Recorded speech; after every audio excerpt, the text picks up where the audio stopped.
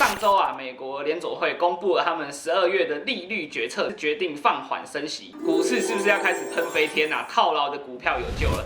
但是啊 ，Hello， 各位朋友，大家好，欢迎回到财经小故事，每周一次跟你聊聊最近发生的财经大小事。我们这一拜聊啥嘞？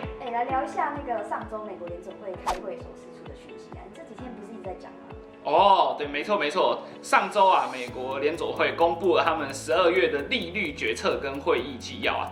那他们的利率呢是决定放缓升息，因为之前都是升息3码，那这次只有升息2码。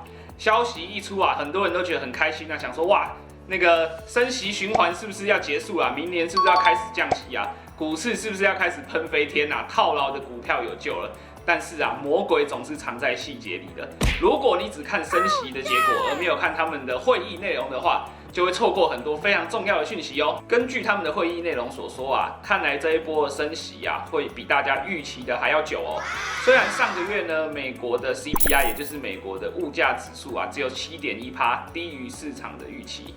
但是呢，由于俄罗斯跟乌克兰焦灼的战争尚未结束啊，造成能源价格以及粮食价格的上涨。以及中国、台湾、北韩、南韩这些地缘政治的风险仍然很高啊，所以呢，联准会他们预计啊，通膨的高原期会维持一段时间。也就是说呢，明年啊，高利率对经济的伤害会比大家预期还来想得大哦。真的假的？像明年经济的预期是不是会很悲观啊？至少联准会的会议记录显示啊，他们看待明年的经济成长是真的蛮悲观的哦。他们已经把美国经济成长率啊，从原本预期的1.2%下调到0.5%。台湾的央行呢，他们也把台湾明年的经济成长率呢下调到2.53%。对于这种官方给出来的数字呢，大家都知道，这种官方的数字通常是有经过灌水过的。已经被灌水过的数字，他还把它往下调，大家就可以知道，明年整个政府的机构，他们对景气的看法其实是比较偏向悲观的哦。那关于股市呢，大家一定知道啊，景气都已经在不好了，股市怎么可能会往上涨呢？现在美国的各大机构啊，也纷纷给出明年对于美股的看法。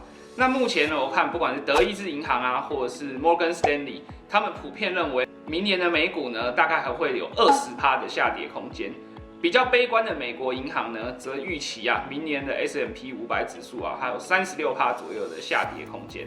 那一向跟美股联动性蛮高的台股呢，我看明年可能也是凶多吉少。刚刚提到的几个机构呢，其实看明年都看得蛮悲观的哦。最近的《经济学人》杂志啊，他们也在封面警示大家，明年俄罗斯跟乌克兰、中国跟美国之间的贸易战争。中国跟台湾以及中国还有南海的地缘政治风险仍然是非常高啊，所以明年呢，大家就会处在一个高利率、高通膨、高衰退、高地缘政治的情况下。我想大家的投资啊，一定要小心再小心，注意再注意啊，才不会让自己好不容易工作赚来的钱，却因为全世界的景气或地缘政治的因素而缩水哦。那这一期的财经小故事呢，我们就讲到这边。喜欢我们影片的话，记得订阅、按赞。如果你还想听我们聊更多不同类型的财经时事的话呢，都欢迎在下面留言处让我们知道哦。财经小故事，我们下礼拜见，拜拜。